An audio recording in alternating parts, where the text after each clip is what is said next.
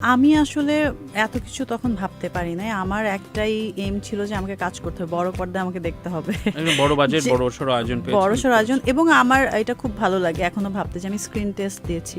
আচ্ছা।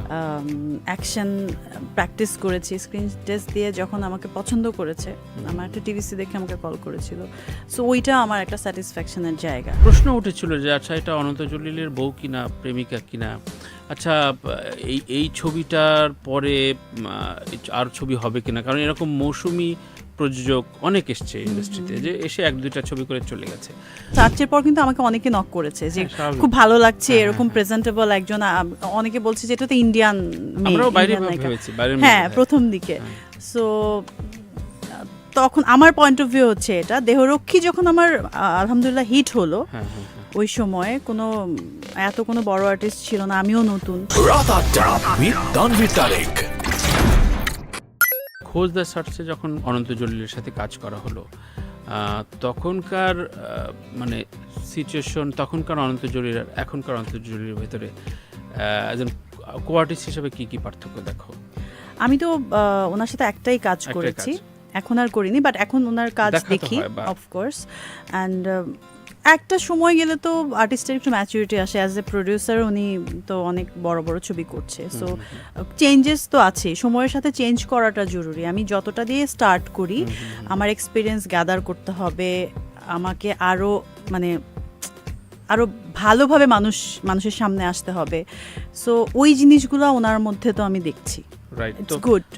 তো ওই সময় তো খুবই বড় ক্যাম্পেইন হয়েছিল। ইনফ্যাক্ট ঢাকা শহরে মুভির বিলবোর্ড দেখা যাবে, এটাও আসলে ওই সময় আমরা প্রথম দিকে দেখেছি, সত্যি 2010 বড় বড় বিলবোর্ড, ডিজিটাল ছবি একদম ফার্স্ট টাইম।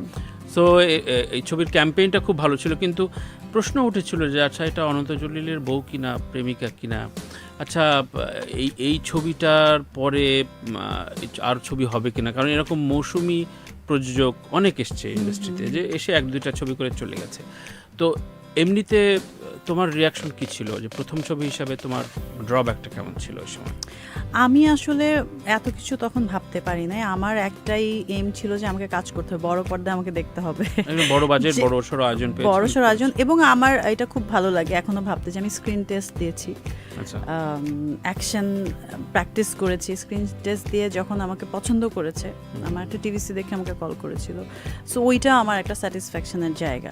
ইভেন আমার সেকেন্ড ছবিতেও আমি স্ক্রিন টেস্ট দিয়েছি, দেহরক্ষীতেও। কিন্তু আজকে ঈদের দিন একটা রিভিল করতে চাই। আফটার খোঁজ দ্য সার্চ, ইফতেখার চৌধুরী এবং ববি পরবর্তীতে আর অনন্ত জলিলের সাথে কন্টিনিউ করেনি কেন? কি অভিমান, কি রাগ, নাকি বর্ষা করতে দেয়নি, নাকি অনন্ত জলিলের সাথে ডিলের সমস্যা হয়েছে, কেন কি হয়েছে? আমি আমার পার্সোনালটা বলি, সেটা হচ্ছে আফটার সার্চ আমাকে তো বাসা থেকে লক করে দিয়েছে যে না, ওকে অস্ট্রেলিয়া পার্সেল করে দেবো, কাজ কর। 2 বছর তো আমি কাজ করতে পারি নাই। দেন আমাকে আবার মানিক আঙ্কেল, ইফতেখার চৌধুরী আবার নক করলো, যে কারণ সার্চের পর কিন্তু আমাকে অনেকে নক করেছে যে খুব ভালো লাগছে, এরকম প্রেজেন্টেবল একজন। অনেকে বলছে যে এটা তো ইন্ডিয়ান, আমরাও বাইরে ভেবেছি, হ্যাঁ প্রথম দিকে। সো তখন আমার পয়েন্ট অফ ভিউ হচ্ছে এটা দেহরক্ষী যখন আমার আলহামদুলিল্লাহ হিট হলো, ওই সময় কোনো বড় আর্টিস্ট ছিল না, আমিও নতুন। সো তখন থেকে আসলে আমি অনেকগুলো ছবি সাইন করা স্টার্ট করেছি। ওইটা নিয়ে আমার আসলে এতটা ছিল না যে আমাকে যেখান থেকে আসছি ওখানেই কাজ করতে হবে বা কিছু। আমি তো আমার তখন মনে হচ্ছে আমি তো আর্টিস্ট, আমি সব জায়গায় কাজ করবো। বাট আমাকে যদি অফার করতো, অফকোর্স আমি কাজ করতাম। এরকম আসলে ওই সিচুয়েশনটা অ্যারাইজ হয়নি যে আমাকে বলেছে আমি করি নাই। নায়কের চাইতে কম পেমেন্ট পেলে নাকি ববির মন খারাপ হয়?